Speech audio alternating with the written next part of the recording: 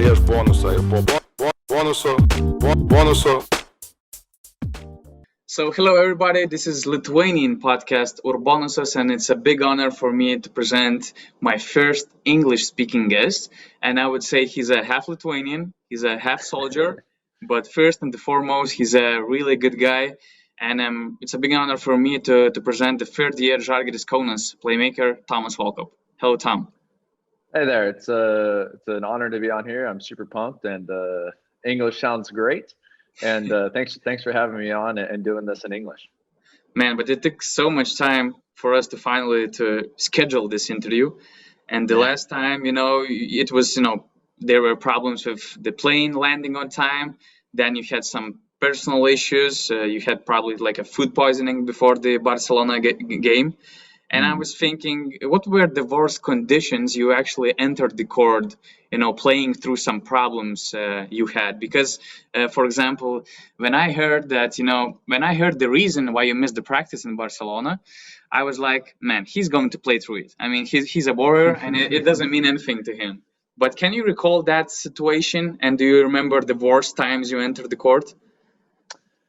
Yeah, so, for the Barca game, I knew that if it wasn't a COVID problem, then, I would be playing no matter what. Even if it was limited minutes or if I couldn't be what I usually was. But I knew no matter what I'd be playing. The problem is, if I have COVID, then, I'm not just messing up that game, I'm messing up, weeks to come, So that was kind of the limbo that we were in. But, with no fever and just some stomach issues, it was, we didn't think it was COVID. And luckily when we got back, all the tests were negative. But, I was holding my breath a little bit. I'm not going to lie. But what was your worst experience? I mean, what was your flu game you remember? I've really been pretty lucky, knock on wood, of, being sick. I've always had a pretty healthy immune system. The only time that I can remember playing through something was freshman year of high school. I was about 15, 16 years old. I tore my ACL, and that was, I don't know, in the first quarter, like 2 minutes into the game. I came out, trainer, I don't think, something's not right with my knee. She, tested it out. She said, it feels okay. So I went back to the bench and I was like, still doesn't feel right, but trainer told me, let's go back in. So told the coach I'm ready to go. I went back in and I played another minute or two, and I actually hit a 3. Okay. And I told my coach, I really think, something's wrong. My leg feels like a noodle. There was no stability. Every step I took just, it felt like there was, I was just running on, like a noodle. And I called for a sub and I said, something's up. So I guess that's the only thing that I, played through that I can remember, but that's not anything too crazy, I guess. Well, but you see, if you manage to play through this kind of injury, so that once again, food poisoning is nothing for Tom. Yeah. and I have some few Lithuanian questions for the warm up, and despite the fact that you don't speak Lithuanian yet, and I don't know what Nigel Hayes thinks about this situation, but you have many qualities which help you, to fit in Žalgiris locker room. And some players, and of course, coach M.Schillerio publicly called you half Lithuanian a few times, and it was for a reason. And I was thinking, what do you think? What is the most Lithuanian habit you kind of acquired through in 3 years in Kaunas? The most Lithuanian habit. I guess I didn't drink too much beer when I got here, and now everybody I drink a little bit more. No, I don't know. I think just hanging around with the guys, like my first year that I got here, it was like I came to the gym, kind of did my work, practice, whatever. And then I, showered and went home. And now, I get to the gym early, hanging out with the guys, preparing the body for practice, everything. Then after practice, it's not like anybody's in a rush to leave, everybody sticks around, takes care of their bodies. But it's also that part of just hanging out, being around the guys. And I think that's what creates that family atmosphere, that we have at Žalgiris. And I'd say that's what's, helped me fit in so much. Okay, and talking about family atmosphere, I heard some stuff, from that family, and according to my sources, in Žalgiris, Th.Walkup is also known as a kind of Kaunas Brad Pitt.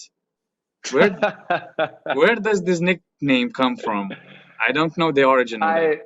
I think it probably started out as a joke because Brad Pitt is a very handsome guy and I'm not. So that's probably, whoever first started that. I think I have an idea who it was, of who the secret source was.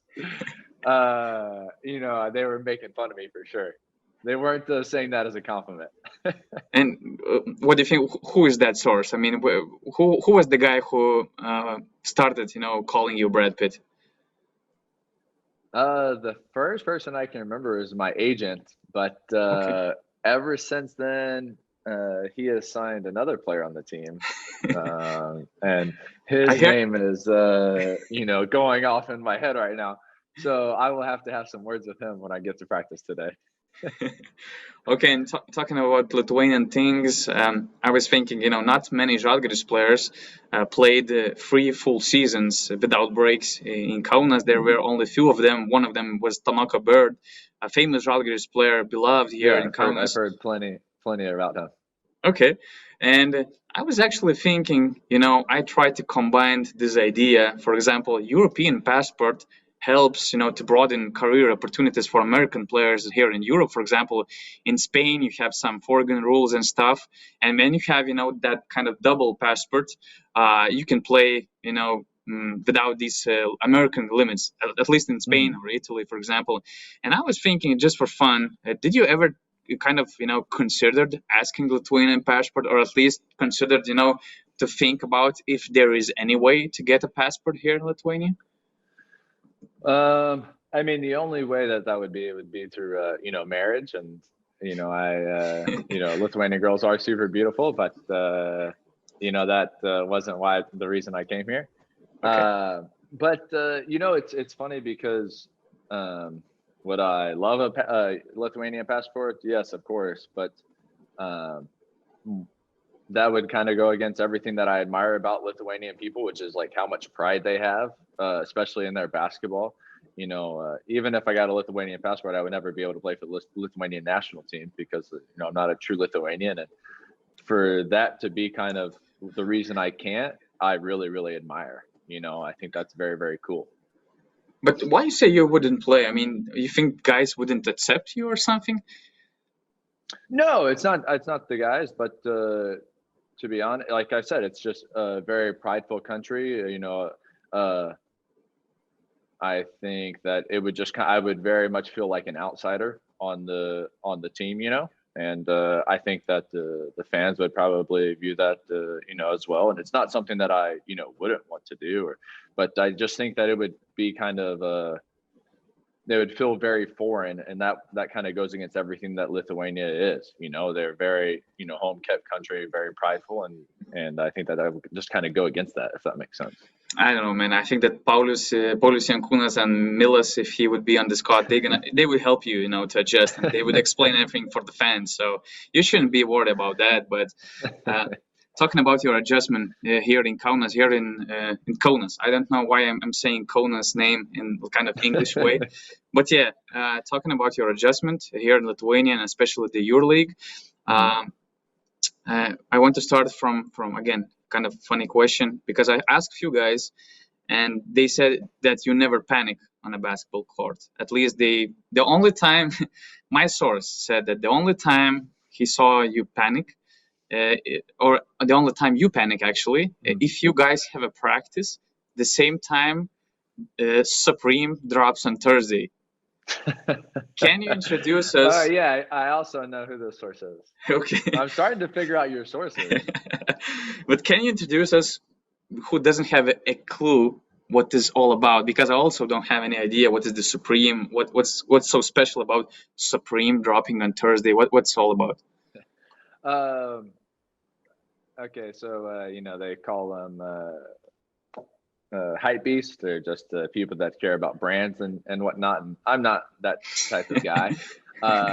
But when a drop like that happens, when they have a release of stuff or clothes or whatever it might be, stuff will sell out really quickly. And it's not so much about getting a product or clothing something, but the process of it, and seeing that you were able to put something in your cart and buy it when it sold out in 30 seconds is you know, it's a hobby. You know, I think it's pretty fun. And I think it was something that I was a little more into you know, in the past, but still, when Supreme or Kith or a fun brand like that drops something, it can be a little fun. And yeah, I don't know, it's a little silly, but it's a good time. It's all in good fun. Yeah, but to follow up the panic topic in a more serious way, I want to bring you back to your beginnings in Kaunas. And for example, in your first 12 EuroLeague games, you averaged less than 4 points, and it was something around 5 player index rating per game. And I remember it was, you know, that adjustment in Kaunas took a while for you. And I was thinking, what were you thinking inside, you know, about your personal situation in your first months wearing Žalgirio's jersey? Oh man, very difficult. I can remember signing and thinking like, man, I did it. Like, I got to EuroLeague. I still can't believe this. But at the same time, not really knowing what I was getting myself into. And then, you know, I got here and the place wasn't the adjustment. You know, like, I mean, I loved Lithuania. I loved Kaunas right from the beginning. But it was the adjustment of basketball that I was not ready for. And it just had me on my heels. And just in general, I wasn't playing well. I wasn't shooting the ball well. I was making bad decisions. Just the style of play, you know, I was doing everything backwards. And I remember I was getting sat for that Th.Walkupo game. I think it was in the third quarter. And, you know, the coach had kind of cut me out of the rotation up until that point. I hadn't played. And I was thinking, like, am I starting to get phased out here? You know, and I didn't have anybody to blame but myself, because I knew that I was playing bad. That was kind of the worst part. It wasn't like I was playing great and coach wasn't playing me. I was deserving of, you know, every single second I was sitting on the bench. And there was a second that I was thinking, am I gonna get cut? Are they trying to, you know, get me out of here because of how I'm playing? And luckily, I think Marius got into foul trouble with that Th.Walkupo game. I went in there, I gave just a little bit of a spark to the team, and we went on a little run. And from then on out, I kind of got my feet up under me. It's not like I started to play amazing, but I started to give something to the team. And from there, the confidence just kept building and building. And step by step, I was able to you know, become a more important part of the team, and a part that, like I said, gave something to the team. Because in the beginning, I really felt like I was the weak link. And how did you actually try to fit in the Žalgirio's game and to find, you know, your role to make the impact finally? Well, I knew that Šaro wanted me as a defender, and so every single game I tried to make it hard on their best guard. You know, whether that was taking their point guard out of the offense, or you know, making it hard for the best scorer to get a shot up, or you know, contesting every single thing. So early on, it was definitely the defense, and then kind of as I got my feet up under me, Nate Walters, I think, rolled his ankle, had a groin problem, and I started playing a little more point. So the defensive role never changed. I knew that was my role, but then I started taking on a little more offensively, and you know, under Šaro, I was listening to how he was coaching the point guards all year, and so it was a little bit of a easy transition to step into that role and know what he wanted. So taking on a little more of the point guard responsibilities that first year, you know, really helped me out, I think. Yeah, that point guard transition was actually very interesting, and I talked with some guys, and they told that as a playmaker and as a point guard, you also kind of, Tom is a true definition of a lead by example, and it talks a lot about what kind of person, what kind of playmaker you are on the court. And I was thinking, actually, what was your example of leadership throughout the years when you were growing and going to this level? What floor generals on the court you liked the most watching? I don't know, NBA or EuroLeague basketball. Oh man, for me it was Steve Nash. You can tell he says everything, he dictates everything. Every loose ball or every dead ball, he is getting the guys together. He's telling them what they're going to be in. He's so vocal. I think the coolest thing about him is his high fives. Every single time, it's like this camaraderie thing that he has with the team of constantly bringing them together. And I think he's probably the best floor general, true point guard there is or was. And I always admired and loved watching him play. And as we talked, the defense was always there in your game. And I was thinking, you always, stayed impactful, let's say that, throughout your defense. And throughout the years, your teammates in Žalgiris told that Tomas is kind of, irreplaceable in defense, and it actually helped Žalgiris to win some games. For example, that last game against Olympiacos was a kind of true example of what can you achieve through one defensive possession. And I was thinking, what was your biggest defensive challenge you had so far, and maybe what conditions were the toughest one you had around, to be successful with this task? That's a great question. And it's funny, back to the Olympiacos game, it's not so often that defense, is rewarded. And, for in that case, for the defensive play to kind of be the standout play, I thought was really, really cool. It's one for all the defensive guys out there. But I think the toughest guards are, the unpredictable ones. The ones that can kind of do a little bit of everything.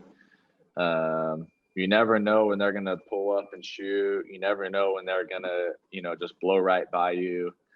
But then they can also make the right play. They can pass, that, they can play in pick and roll. They can play on the post. Those bigger, quicker guys, I think are the really tough guards. Mike James is a really tough guard. He's obviously not big, but he has that, he can do a little bit of everything, and you never know what you're going to get with him, So I'd say that's probably the toughest guard. Yeah. I was thinking, did you actually try to figure out how to stop Mike James' step back? You can test it. Obviously I'm a little bit bigger than him. He gets a great leap on his jump shot, so that makes it a little bit more difficult. But I think my length helps me at least contest it. And with a step back jumper, that's what you have to do. You're not gonna be too close to where he can go around you. But if he's shooting those all game, if he's making them, you shake his hand, say good shot. Your stamina is actually one of the things which helps you, to be so productive on the defensive end. And I talked with some guys again, and they said that probably they saw you asking for the substitution maybe for 2 times in like 2 years, 2.5 years. And again, it goes all to your physical shape, your body. And can you share what are the main rules you try to follow, or you still try to follow, regarding to your, diets, working out in gym, and just regular routines, which helps you to be the guy you are? Yeah, I think the most important thing that I do is sleep. I try to be very disciplined with my sleep. At least 8 hours a night, I think, that kind of starts your day out correctly. And then eating, I'm not vegan like one of your sources are, but I feel like I eat a pretty healthy diet, balanced diet. Of course, as a kid, I didn't like eating vegetables, but it comes to being a professional athlete, you got to eat your greens and eat a balanced, clean diet. Try to eat a clean diet, and yeah, of course, I slip up sometimes here and there, but who doesn't love some sweets? Yeah, working out. I think it was obvious when I first got to Žalgiris. I lifted a lot more weights. My teammates tell me all the time, this isn't the same Tom as the first year. But now, I'm a little bit quicker on my feet, and I think that's really helped on the defensive end and guarding those little point guards like I said earlier. So this is actually the adjustment you wanted to do with your body. I mean, to be quicker and maybe to. Yeah, I definitely knew I didn't want to be as big, as top heavy, and I think finding that balance is just part of being a professional athlete, figuring out your body. And, university in the States, it's very much put on as much weight and as much muscle, be as explosive as you can be. And, I was another 7, 8, 9 kilos heavier in the States off of just straight muscle, very low body fat. Just a strong dude, more like a American football player. And then each year overseas, I think I've dropped a little bit more, gotten a little bit skinnier. I still feel like I'm a strong physical player, especially for my position, but not as heavy. Yeah, that's actually an interesting topic because, for example, Joffrey Laverne did the same. He dropped around 8 or 10 kilos when he came to Kaunas from Istanbul, and we definitely see that it helped him a lot. Yeah, and I was actually thinking, what was the turning point of your life when you understood that you have to take care of your body? Because I don't know, maybe it's in Lithuania that many young players just take it for granted, and they don't put enough effort in building your body, in kind of getting ready you for the on the court challenges. Yeah, a couple of things. I mean, Šaro was huge on taking care of your body. And, all the time it was, especially if you were struggling, it was, are you eating right? Are you sleeping right? Are you training right? Lifting right? Everything. And, especially that first year, I really had to, first year here, I really had to fine tune some things up. But then also with age, when you're 20 years old, you can do whatever the day before, you can eat whatever before the game, and you go out there and you play and you feel normal. Once you get like 24, 25, you're thinking, I'm not recovering quite as fast. Then, 27, 28, you're like, man, I feel a little bit slow today. and so you really have to take care of your body to keep it at tip-top shape to continue performing at the top level. And if you don't, you're going to get passed up.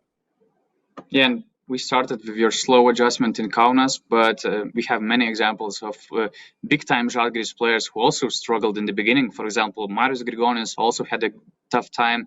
Brandon Davis is one of the nice examples we had.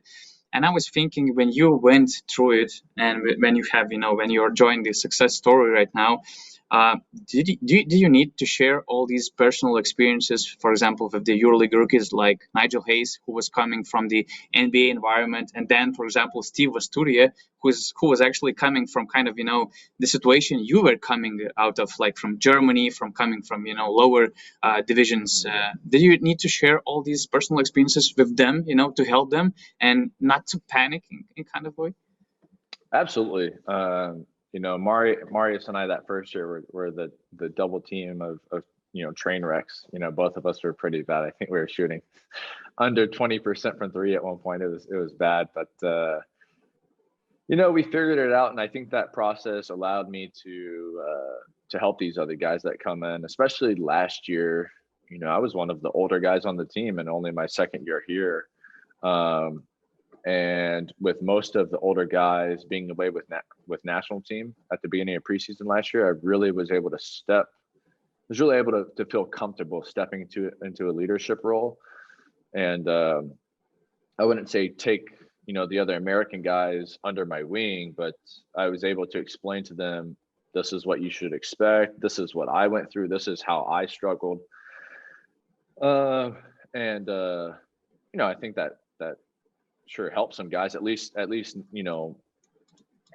tipped them off as to what they should be ready for. And I think it helped, some of them make a little bit of an adjustment. And, if they can just be a step better, then, I'm really happy to help them make that adjustment. So I'm glad that I went through it so that I could, help guys in return. You're the part of two very different eras in Kaunas. One was with Šarūnas Jasikevičius, and the other one, the current one, is with M.Schillerio. And I remember on Žalgirio's podcast, you told that you were kind of, watching, for example, Maccabi Real Madrid game, and you were watching it like it was, everything should be based on Žalgirio's system and Žalgirio's rule, and how tough it is for you personally to, to read the game when the game is completely different. And I was thinking what it was like when you had to play under the new coach with the completely different kind of game style, and what kind of adjustment period it was for you.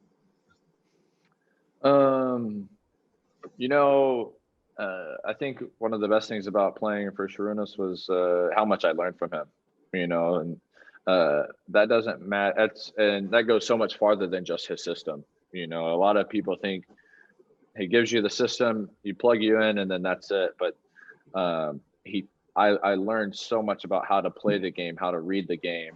And so no matter what coach came in next, it would have been an adjustment to his new system.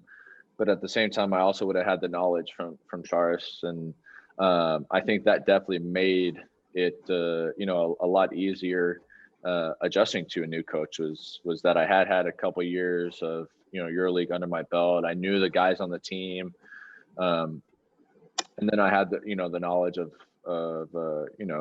Coach Šaras and all the things that I've been taught over the last 2 years, and especially as a point guard, you just have to soak up all the knowledge that that he has. And that's what I tried to do. And then Coach Schiller came in and provided an even different outlook to the game. So now I'm learning from Coach Schiller and the different ways that he sees the game. So I know it's weird to say, but I'm lucky to have played for 3 different coaches in Europe now, and all have a little bit different philosophies, different ways of viewing the game.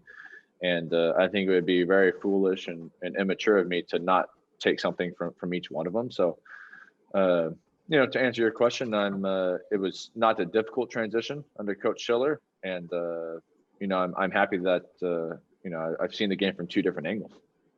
And what do you remember the most from your early conversations with M.Schillerio when he joined Žalgiris, and what was the process of yours, to finding the new, I wouldn't say the new role, but finding the place in the team? Because, okay, it's a very good sign for a player to be so mobile, to play a few positions. And if I remember well, in the beginning in Žalgiris, you played as a probably kind of shooting guard, maybe even some small forward minutes. Then you became a point guard, more or less. And it's a bit interesting situation when the new head coach comes, and sometimes you have no idea in which position he can see you on the floor. So what were your early connection with Martin, and what kind of role you'll have to take on the court? He saw me as a point guard early on. I think that's the only thing that I've ever played here. And but with that being said, if you would have said, "Hey, I see you as a 2," I would have said, "All right, I'll be a 2." Done whatever he saw me as. But I'm glad that he saw me as a 1. I feel super comfortable as a 1, and I'm glad we're on the same page about that. But my first impressions of him was he was very understanding. Right from the get-go, it was weird with him taking over during a COVID time, and I can remember him calling and saying, "Hey, I hate to tell you this, but you're going to have to, come back pretty early, and you're going to have to quarantine for 2 weeks and blah, blah, blah." So, hey, there's no need for apologies or sorries or everything. You're the head guy. We're here to listen to you and do what you say. So yeah, I appreciate that from super early on. How understanding he is. And despite the big coaching change, Žalgiris kind of remained in the same position. You were fighting for the playoff spots again, and you're a dangerous team, and challenging every big opponent. And I was thinking, what was the key in this journey which helped you to be among the top teams in the EuroLeague again after how many? It's 8 months from the start of the new era. What are your main thoughts, which helped you to stay on the same track? Of course, whenever Šaro said he was leaving, it was like, oh man, what is going to be next? And I think that's only natural. But then when I did meet Coach Schiller and I, did talk to him, we started implementing the system, and really 1 through 12 people bought in. My thoughts were, we can do this. It's every night's going to be a fight, like every EuroLeague game is. But, if we execute our game plan, we execute this system, we're going to put ourselves in a good situation. And I think it was super, super important that we got off to a good start, how we did, I think of 5-0 this year. And that really helped everybody, say, hey, if we do this thing the correct way, it works. So I think that not just for us, but for the fans, for the media, everybody, I'm sure Coach Schiller had a ton of question marks coming in, and that's only fair. A foreigner, hadn't been in Europe, but obviously he's done an incredible job, and I'm really, really happy that he's our ball coach. Was there any moment you were sure that, or at least you kind of figured out that this project, the new head coach and the new system will work in Žalgiris? I think the first game was the FS game. It wasn't just that we beat FS, it was that we really executed his game plan. We really executed his defensive, strategies and philosophies. And, we didn't do anything crazy for that game, any crazy game planning. It was just his defensive system that we did. And, that really was the first one. It's like, hey, man, this is a really, really good offensive team. And I don't know what the final score was, but we did a really good job on defense. And we executed everything that we wanted to do, and ended up winning the game by 20. And it was a very telltale sign of if we do this on a nightly basis, we'll be good.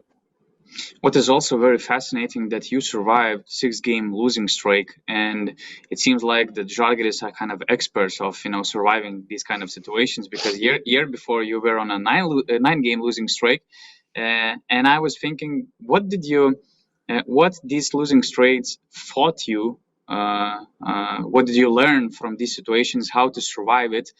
And at the same time, I would add the follow-up question. In what situation, where is the line when you can keep suffering, knowing that tomorrow will be brighter, but how it feels then there's no other choice when when some changes like in head coaching on the roster? As far the losing streak question, I think after the 9-game losing streak we had last year, that was really deep and dark times. But I think when the season ended last year, we were in 9th or 10th place. We were playing great ball. I have no doubts in my mind that we would have made the playoffs last year. So that on top of we had started 5-0 this year, it's like 6 games is we're fine. And it's not like we were playing bad ball during that time. We had a couple of bad breaks. I think we put up goose eggs in 1 or 2 of the games, but for the most part, it's not like we were playing bad basketball. And that's how EuroLeague is sometimes. Every game is close, and sometimes you get the break, sometimes you don't. And during that stretch, we didn't. But I think having a core group of veterans, that we have here, that have been here for a while, that have been kind of through, the dark ages of last year and the year before, where we did get off to a really bad start, and then we're able to turn it around, I think was so important. And nobody lost hope in what we were doing. Nobody lost hope in the coaches or in our system or in each other. And I think that's, what allows us to, turn it around and get through those, those bad stretches. You played Barcelona the last week, and as we talked, you learn how to think like Šaras when you're watching the game, when you're reading the game. And I was thinking, when you play Barcelona, what do you expect from Šaras from a tactical standpoint?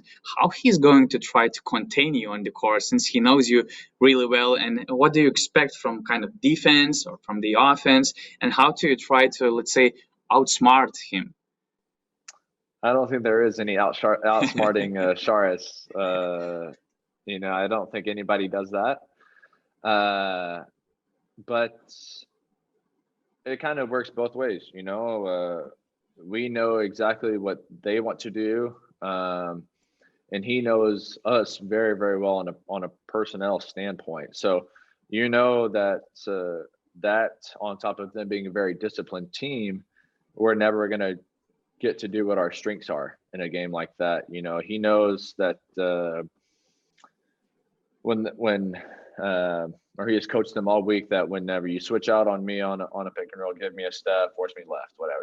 He's watched me for 2 years. He's watched Yankee for 5. Mila, he knows every single one of us down to a T, and I think that's of a lot of importance. But then also we know his system, and I think we should have done a better job of trying to take away some things that we should have known that they would want to do, So, but again, of course, they're a super well coached team. They're very disciplined. They're playing great ball right now. They're obviously playing very loose, shooting the ball really well. So it's a really, really tough team.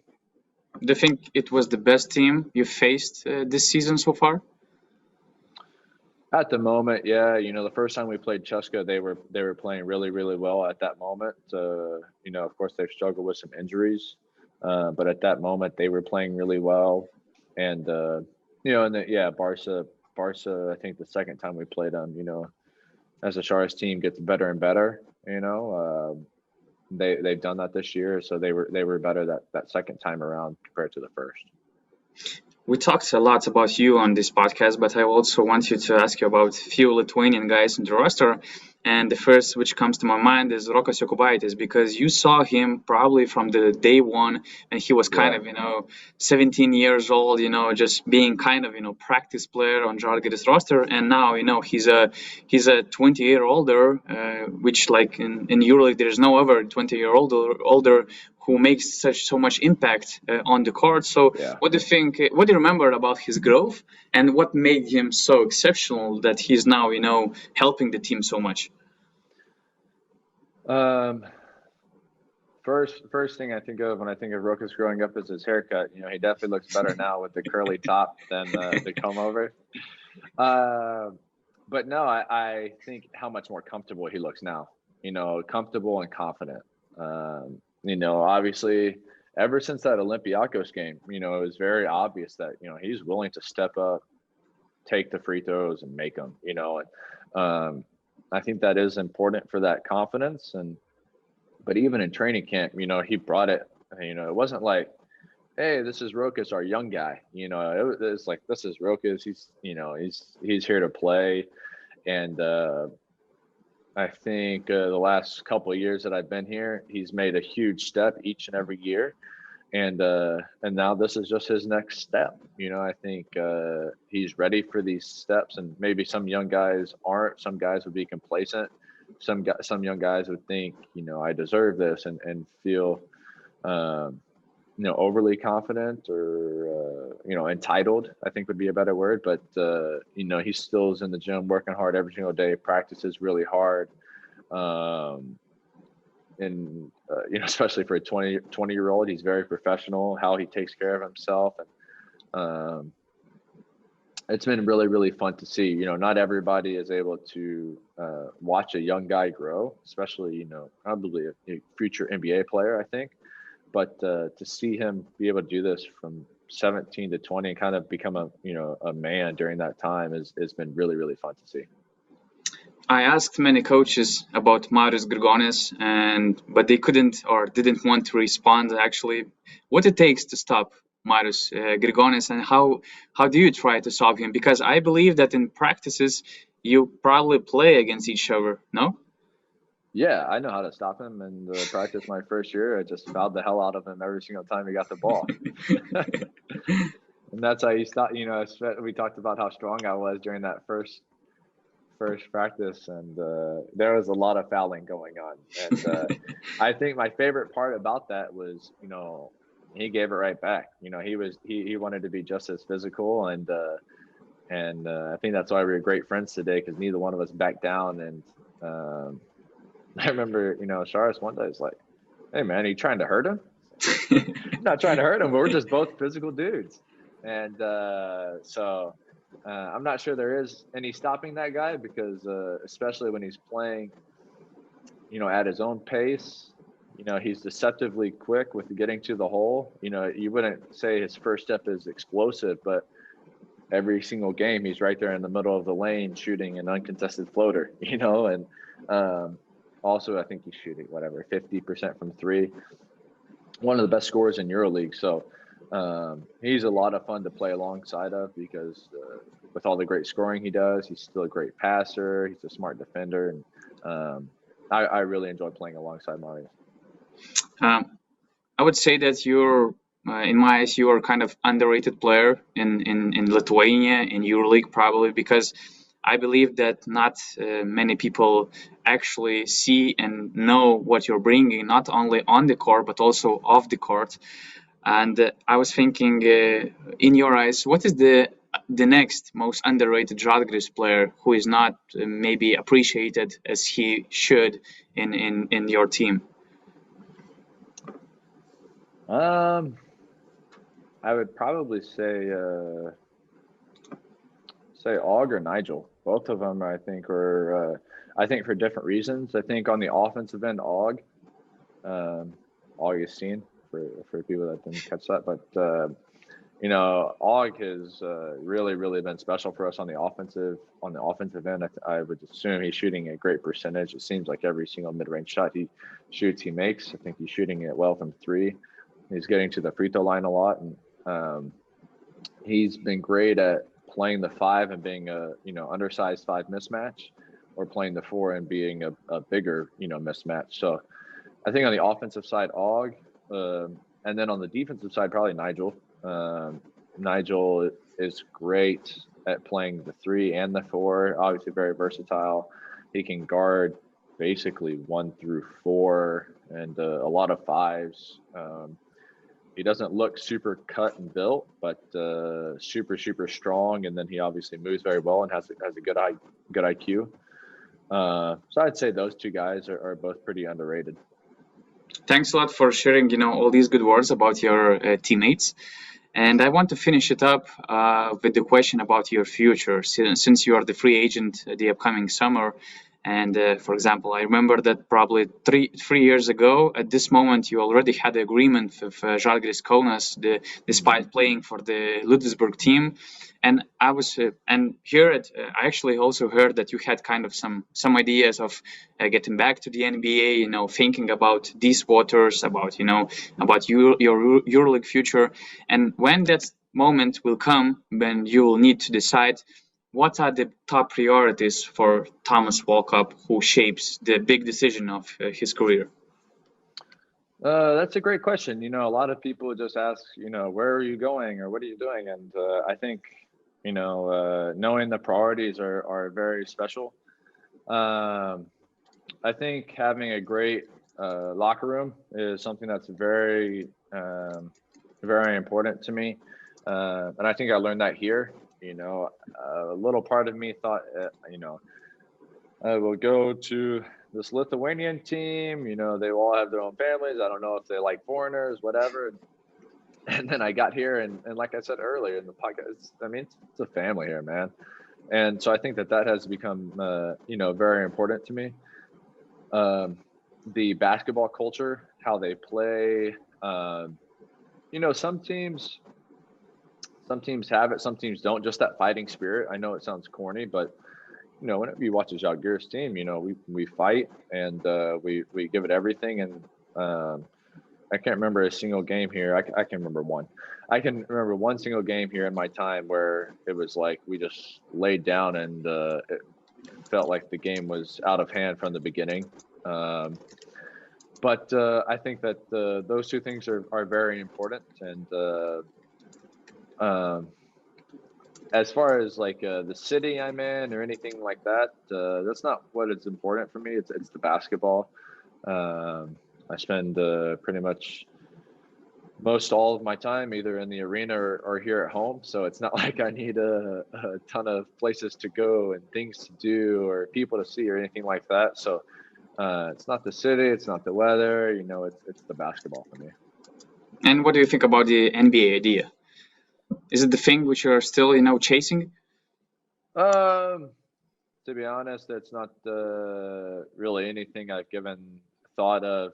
This year, over the summer, my agent came to me and said, "Hey, there's this that possibly could happen," and it was not possible to make it happen this summer. And I honestly haven't thought about it since. So I'm really happy that my agent doesn't over communicate with me or tell me every single thing that's going on. He allows me to play, and that's the way I prefer it. Is there? I want to ask it, but I just don't know in what kind of how to make this question and your future in Žalgiris. How close you're leaving the team this summer? What are your idea about continuing in this club, and maybe what this club will need to win this fight for you in the upcoming summer? Yeah, I mean that kind of goes along with what I said about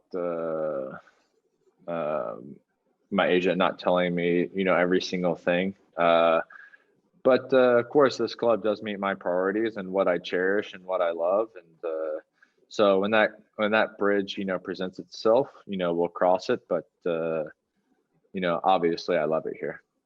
I will actually make you a better question when this because everything you can get in Kaunas, in Žalgiris, what it offers and what good things you had here in almost 3 years. What you're let's say what you're looking for in potentially in other teams, which they can offer for you, what you cannot maybe get in Kaunas.